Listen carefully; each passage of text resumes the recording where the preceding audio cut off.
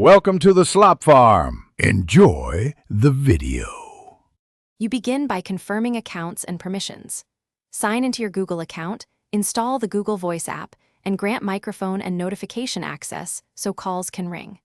Once done, open the app and pick a voice number or confirm a link number. This determines routing. Make sure you enable Wi-Fi or cellular data. You do this now because the app needs both permission and a number assigned before your iPhone can receive calls reliably. Next, configure routing so Google Voice reaches your iPhone.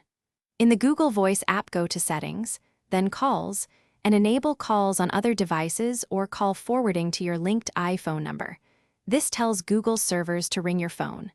Then, check iPhone settings, phone call forwarding, or the Google Voice call handling options. Make sure they are not conflicting. Also verify focus modes and do not disturb. Allow voice alerts so calls aren't silenced when you need them.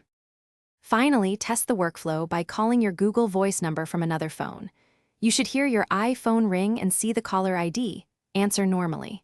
If nothing happens, restart the Google Voice app and your iPhone, recheck microphone and notification permissions, and toggle forwarding settings. Also verify the app is up to date and your network connection is stable. One quick troubleshooting tip: if calls still fail, sign out and sign back into Google Voice.